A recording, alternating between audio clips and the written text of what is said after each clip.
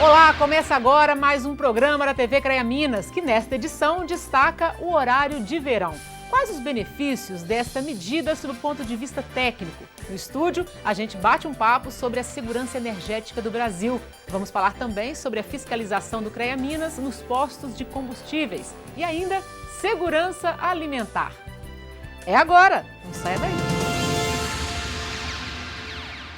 Desde 1985, o horário de verão foi retomado no Brasil de forma contínua. É aquele período em que se aproveita mais a luz do dia, adiantando os relógios em 1 hora. Mas afinal, sob o ponto de vista técnico, qual o benefício desta mudança para o país? Quais alternativas poderiam ser adotadas para se economizar energia? No horário de verão, a regra é adiantar o relógio em 1 hora. O horário de verão, o que significa exatamente horário de verão e a aplicação dele? O horário de verão é um retardo no consumo de pico avaliado durante o período de um ano, nos horários de maior consumo de energia, que coincidentemente no verão fica em torno das 18, 19 horas. Com a entrada da iluminação pública, então aí que a gente vê exatamente o nosso ponto de controle. O horário de verão foi instituído pela primeira vez no Brasil no verão de 1931 para 1932. Até o ano de 67 foi implantado de forma esporádica, sem um critério científico mais apurado. Após 18 anos, sem que o horário fosse instituído, ele voltou em 85 e ficou de vez. Atualmente, vigora entre outubro e fevereiro nas regiões Sul, Sudeste e Centro-Oeste. O último horário de verão, referente a 2013 e 2014, durou 119 dias. Neste período, segundo a Companhia Energética de Minas Gerais, a CEMIG, a economia foi de 0,5%. Economia esta que daria para abastecer uma cidade do tamanho de Belo Horizonte por até 8 dias. Economia, nesse caso aí, é a não utilização do reforço. Então, ou seja, eu tenho a capacidade, vamos dizer, para gastar um determinado valor por mês. Se eu preciso de R$100 a mais todo mês, eu vou pegar no banco, vou pagar juro. Mas se naquele mês eu conseguir fazer uma eficiência e gastar só 50, eu economizei R$50 mais o juro. Então, é mais ou menos por aí, se você fizer uma comparação do ponto de vista financeiro. Então, dessa forma, a CEMIG, para poder atender o cliente, que ela já tem um contrato firmado de prestação de serviço, de fornecimentos, de uma determinada potência de energia elétrica. Se ela não consegue atingir aquilo ali com os recursos próprios, ela tem que buscar no mercado paralelo. Ela tem que comprar energia do preço que for para poder atender o contrato. Felipe é gerente de energia e mudanças climáticas da FEAM, Fundação Estadual do Meio Ambiente.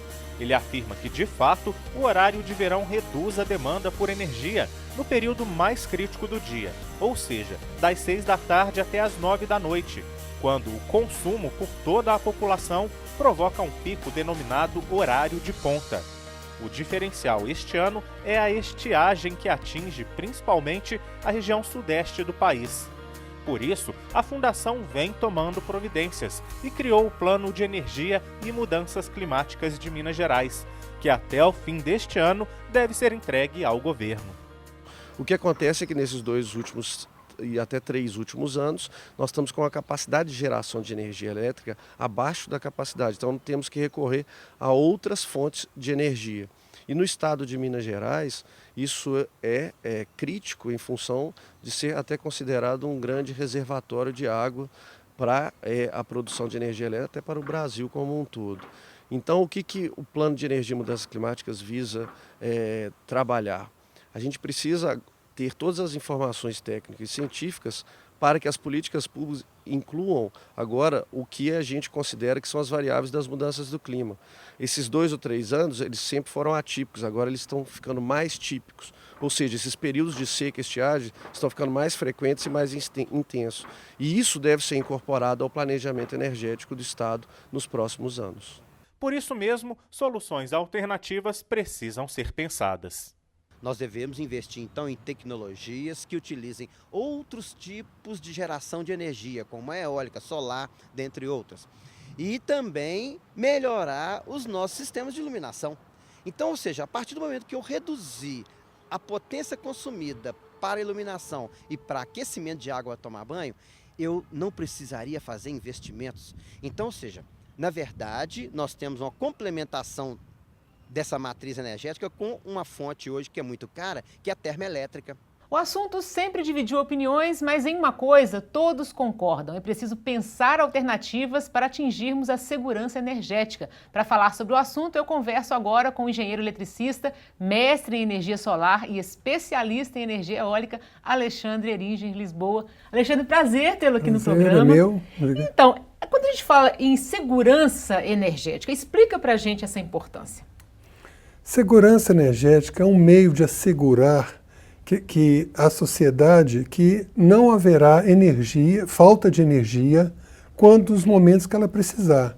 Então, é dever do Estado prover os meios necessários para que, ao necessitar desse insumo importante chamado energia, ela será correspondido.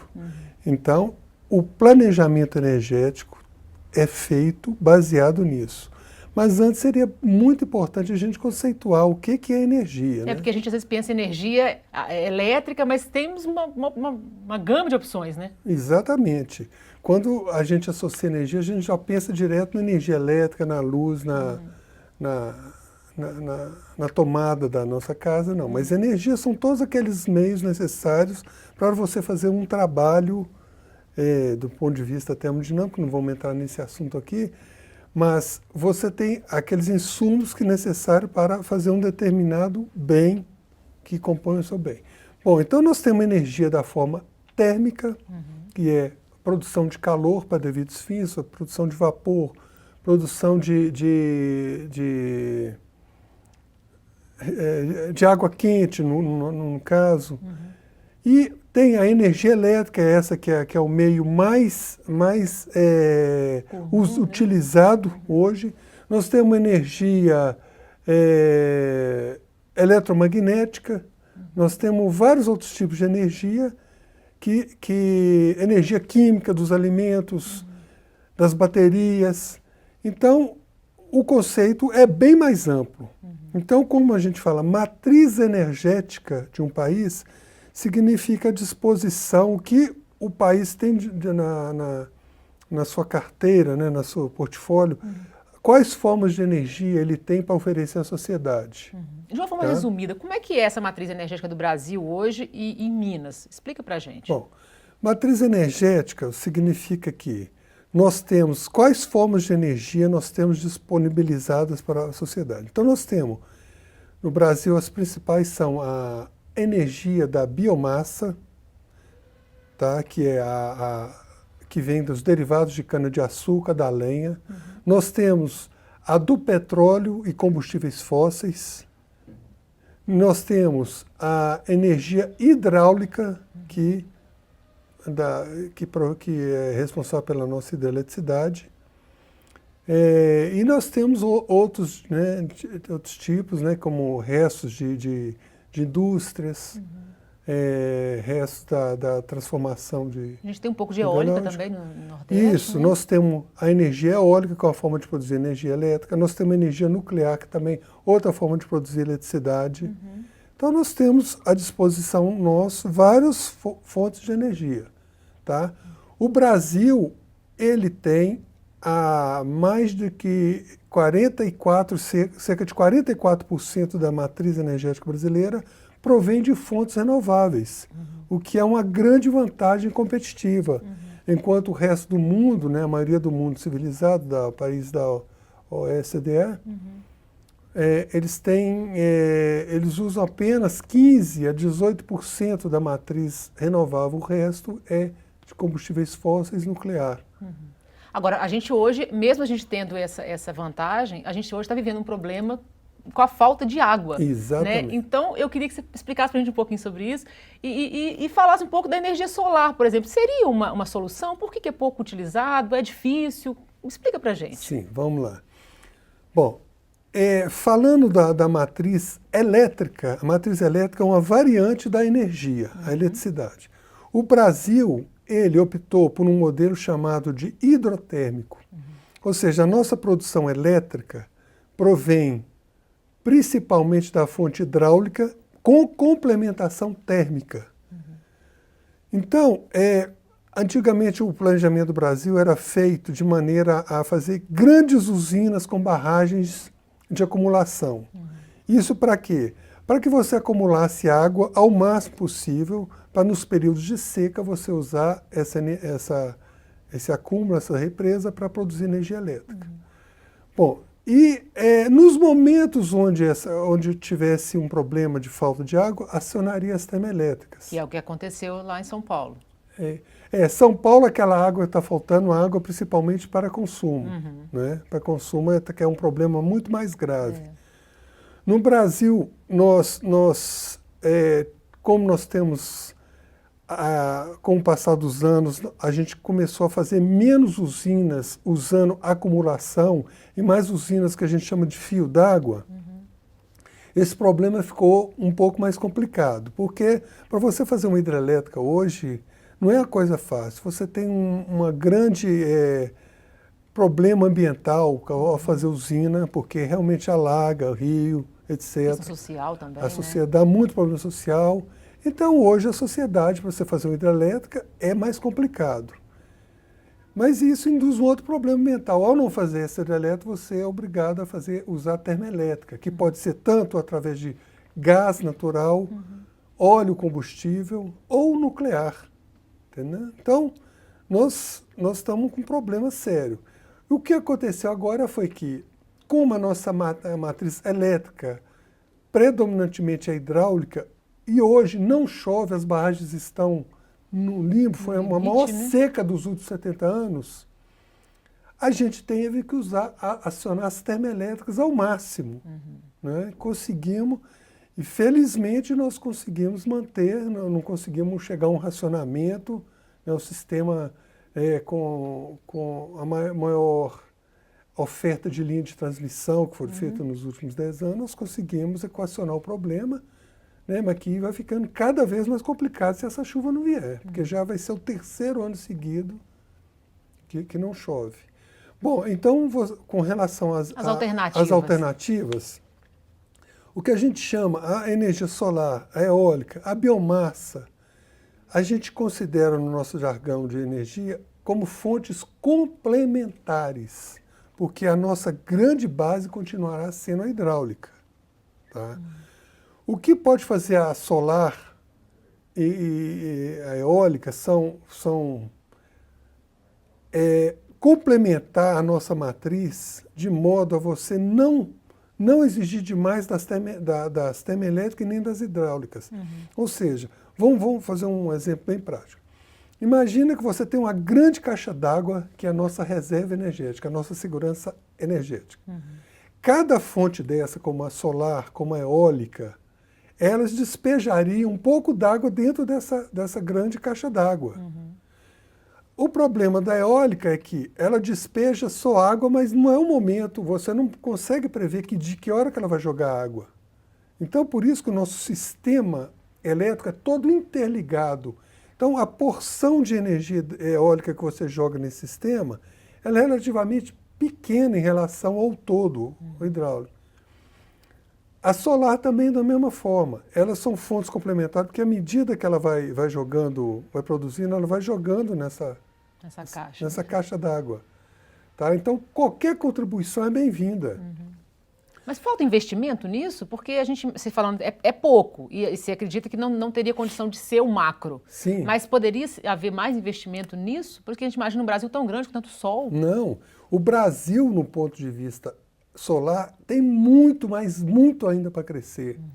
Inclusive, assim, apesar de Belo Horizonte, o estado de Minas, ser um dos campeões da energia solar térmica para aquecimento de água, né? Eu acho que poderia aumentar muito mais. Por exemplo, é um absurdo cobrar ICMS,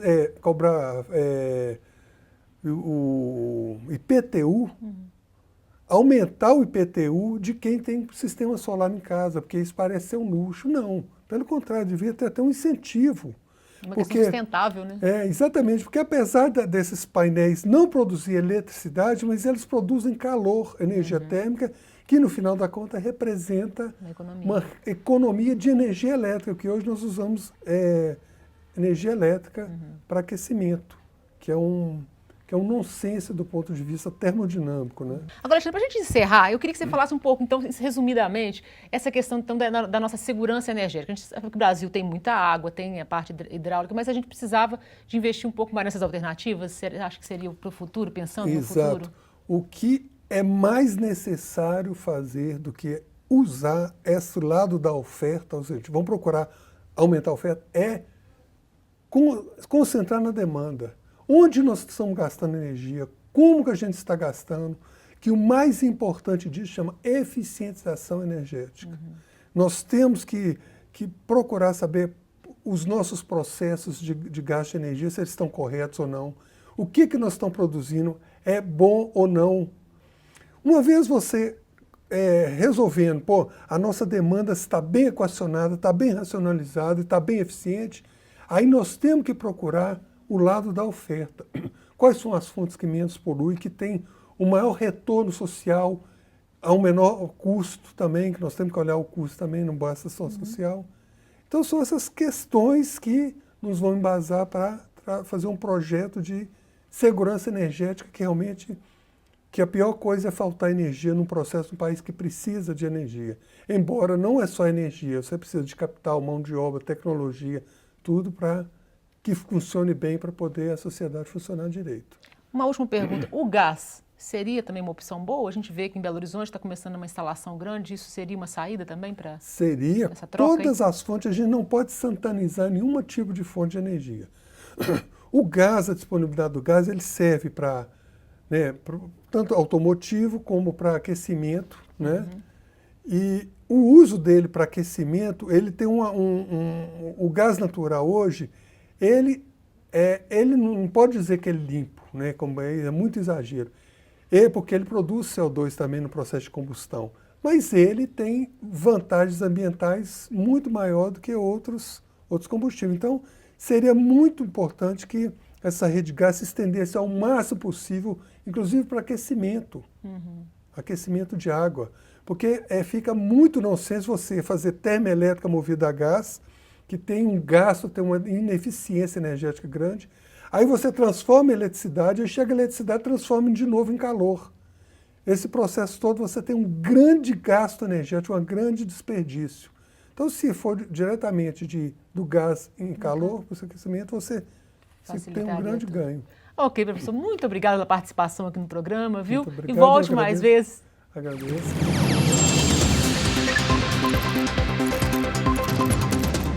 Nós teremos as mesas de votação e mesas escrutinadoras também em todas as inspetorias do CREA, são 61 inspetorias do CREA.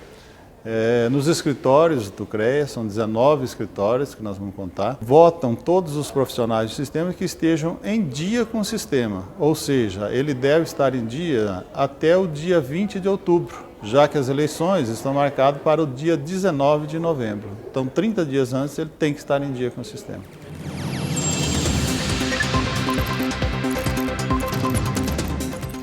No próximo bloco, você vai ver a importância do trabalho dos fiscais do CREA Minas nos postos de combustíveis. Eu volto já.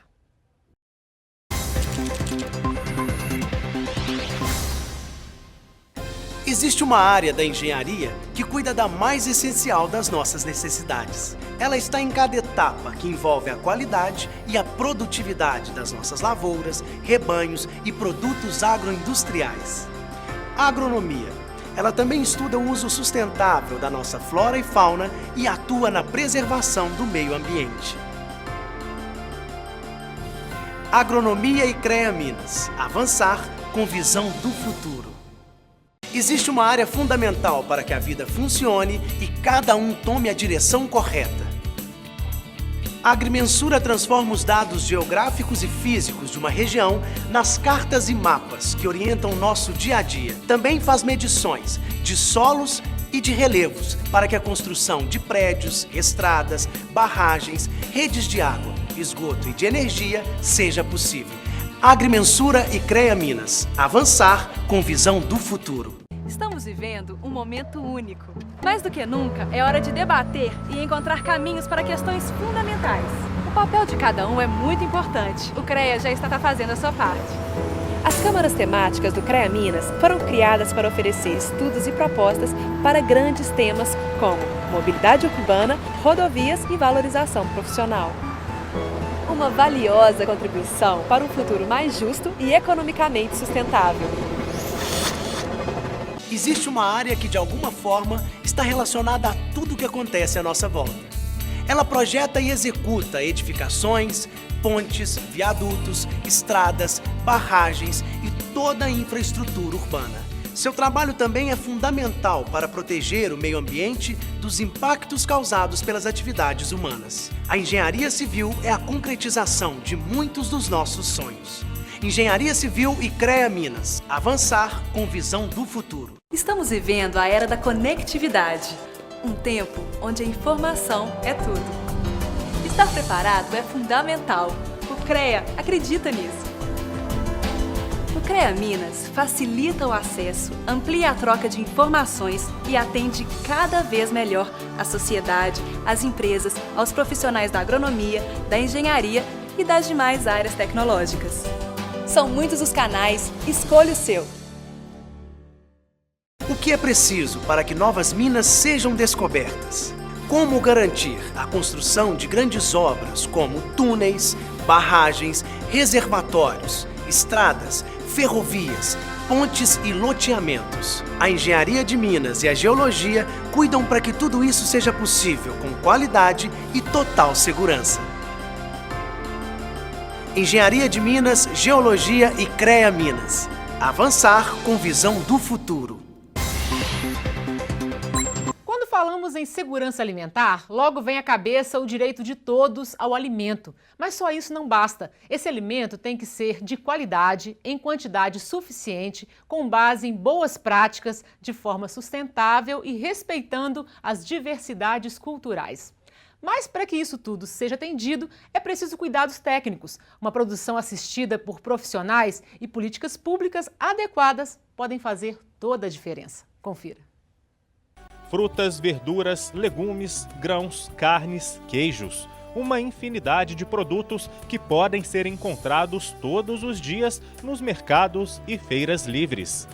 Alimentos que, segundo a Lei 11.346 de 2006, devem ser garantidos com qualidade e em quantidades suficientes a toda a população. É a chamada segurança alimentar prevista na Declaração Universal dos Direitos Humanos. É o desafio de governantes de todo o mundo. Um estudo divulgado pela ONU aponta que o Brasil reduziu o problema da fome nos últimos 10 anos em 50%, graças às políticas públicas com foco na garantia desta segurança. Existem duas definições para segurança alimentar. O primeiro conceito é segurança alimentar nutricional, que é a disponibilidade de alimento em quantidade e qualidade suficiente para a população. O segundo conceito envolve a questão do alimento seguro, que é um alimento que pode ser disponibilizado para o consumidor por ser isento de qualquer tipo de contaminação. Mas a engenheira de alimentos Laura Pérez explica que a garantia destes alimentos, nos moldes da lei, requer ações em vários segmentos, como a geração de renda. No campo, a Emater contribui trabalhando há décadas com assistência técnica e capacitação.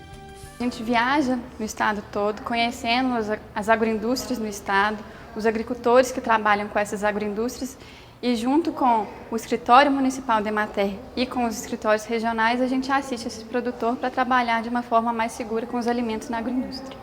Outras ações que favorecem o direito e acesso ao alimento é a valorização dos produtos de época e a comercialização, evitando atravessadores. É a lei da oferta e procura, com o comércio direto entre produtor e consumidor. Dentro deste contexto, é preciso manter a qualidade. E aí surgem movimentos como o grupo Slow Food, que defende a produção mais familiar. Produtos como o queijo artesanal, por exemplo, que só em Minas gera renda para mais de 10 mil famílias. Ao investirem em critérios de qualidade mais rigorosos, conseguiram aumentar a produção e ultrapassar fronteiras. Então nós temos que lutar para que essas pequenas produções sejam valorizadas e que os produtores sejam valorizados e para ter a chance de usufruir dessa riqueza gastronômica que faz parte da cultura mineira e brasileira. O queijo hoje está passando pelo mesmo processo de qualificação que o café e a cachaça passou, né? Então hoje já está sendo distribuído por regiões, né? O IMA está fazendo um trabalho muito interessante. Hoje já se encontra queijos feitos com leite cru, com o selo do IMA, Instituto Mineiro de Agropecuária, e do Sistema Brasileiro de Inspeção de Produtos de Origem Animal, ou seja, queijos que podem circular do Oiapoque ao Chuí. E se tem qualidade, tem que ter informação nutricional. Cíntia, que tem um filho com alergia à soja e ao leite de vaca, sabe que no Brasil a rotulagem da maioria dos produtos precisa melhorar. Por isso, ela entrou para o grupo Põe no Rótulo. Que essa união desse grupo, desses familiares, dessas mães no Brasil, para buscar a atenção da população para a importância de se ter alimentos, cosméticos, inclusive, com uma rotulagem clara e principalmente segura para o consumo dos alérgicos no Brasil. Para garantir a segurança alimentar e fazer com que todos tenham acesso regular e permanente a alimentos de qualidade e quantidade suficiente, sem comprometer o acesso a outras necessidades essenciais, os cuidados devem começar no campo. É aí que entra a importância de um técnico ou engenheiro agrônomo no processo de produção. São esses profissionais que levam conhecimento, a tecnologia para a produção de um alimento em alta produtividade e com qualidade final. Então, esses técnicos e profissionais são extremamente importantes numa boa gestão, numa boa produção, numa boa distribuição dos alimentos que são produzidos nas propriedades rurais. E se por um lado o alimento é direito, por outro, evitar o desperdício é um dever. A Ceasa da região metropolitana de Belo Horizonte aposta na doação. Tudo que não será mais comercializado é devidamente inspecionado antes de chegar às várias instituições beneficiadas pelo trabalho. Gustavo lembra que em todo o mundo, cerca de 1 bilhão de toneladas de alimentos vão para o lixo todos os anos. Adubo é caro, insumo é caro, semente aumentando. Então, a tendência é que esses profissionais, engenheiros agrônomos, técnicos agrícolas, que têm capacidade, são capacitados para isso, que eles possam trabalhar essa melhor forma de distribuição do alimento e redução da perda. Hoje nós trabalhamos num mundo que tem 30% de perda. E por falar em alimentos, CREA Minas, Sociedade Mineira de Engenheiros Agrônomos e Confederação dos Engenheiros Agrônomos do Brasil promoveram em Belo Horizonte o Seminário Nacional de Receituário Agronômico e Responsabilidade Técnica, segurança para quem aplica os defensivos e para quem consome os produtos. O Seminário Nacional de Receituário Agronômico e Responsabilidade Técnica reuniu profissionais de diversas regiões do país na sede do CREA Minas em Belo Horizonte. Este seminário é o resgate da receita agronômica, do controle dos princípios ativos chamados agrotóxicos para as mãos dos engenheiros agrônomos. O seminário começou com um curso. Este engenheiro agrônomo falou da necessidade de conscientização.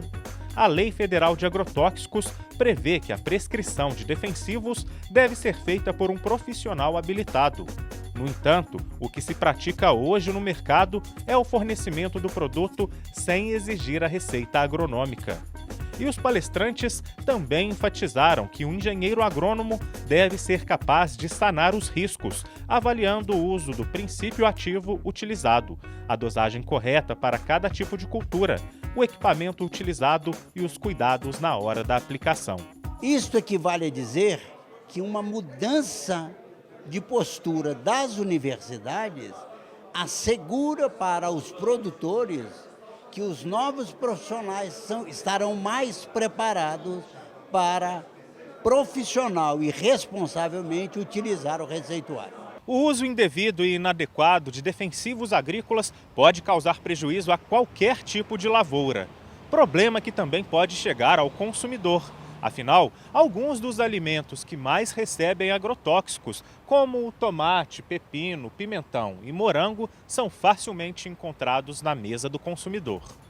O consumo anual de defensivos no Brasil é elevado. Segundo dados do Sindicato Nacional da Indústria de Produtos para a Defesa Vegetal, só em 2013 o volume comercializado no país foi de quase 360 mil toneladas de ingredientes ativos. e 884 mil toneladas de produto comercial, o que totalizou mais de 11 bilhões de dólares em termos financeiros de venda. Uma preocupação de todas as instituições, né? A SMEA, por exemplo, abraçou essa causa junto com a Confaiab, por ser uma das federadas dentro da nossa Confaiab, e está fazendo praticamente um trabalho, neste momento, um trabalho pioneiro, né, de resgate dessa discussão sobre o receituário agronômico.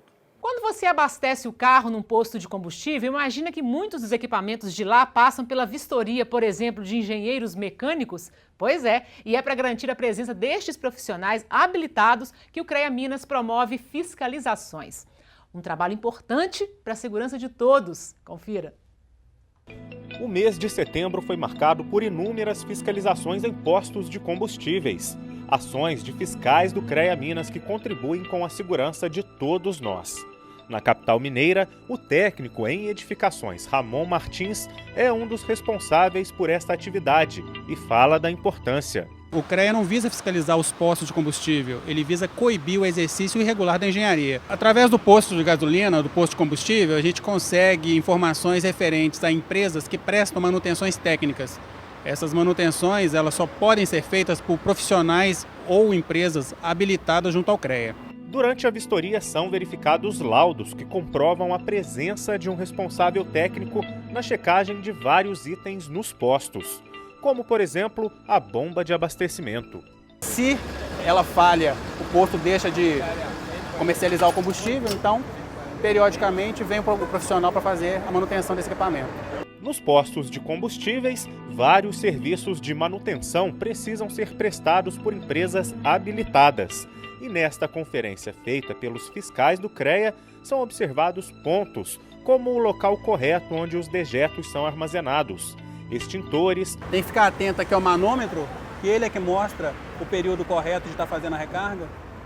E só pode ser feito por profissional habilitado, também relacionado à área de engenharia mecânica. O elevador de carros e outro importante equipamento, os compressores. Esse equipamento ele é utilizado no posto em vários outros equipamentos. Por exemplo, ele pode ser utilizado no elevador, no calibrador. Então, esse equipamento ele pode sofrer manutenção com profissionais relacionados à área da engenharia mecânica. Segurança. Tudo aqui requer atenção redobrada e não é para menos. A demanda pelos serviços prestados nestes estabelecimentos cresce na mesma proporção que a frota. Segundo o Detran, nos últimos 10 anos, o número de veículos no Brasil mais que dobrou e atingiu quase 65 milhões. E Minas tem a segunda maior frota, com pouco mais de 7 milhões de veículos, só perdendo para o estado de São Paulo.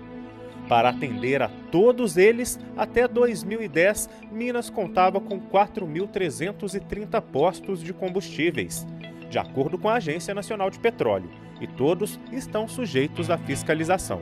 Quando as informações são obtidas junto ao posto e constata-se que uma empresa que está prestando serviço não está habilitada para estar fazendo, o CREA imediatamente comunica a essa empresa que ela está exercendo ilegalmente uma atividade relacionada à engenharia e é solicitado que ela regularize sua situação. O dono deste posto, que acabou de passar pela fiscalização do CREA Minas, diz que neste ramo não se pode descuidar. Para ele, a visita dos fiscais é um cuidado a mais com os negócios. O trabalho do CREA ele veio mais para nos dar um apoio com relação ao que realmente a gente não é bem informado. Muitas vezes não é bem informado. É a prestação de serviço sem a responsabilidade técnica. Isso faz com que os prestadores de serviço realmente tenham mais responsabilidade em cima do que prestam. O programa de hoje fica por aqui. Obrigada pela companhia e até o nosso próximo encontro.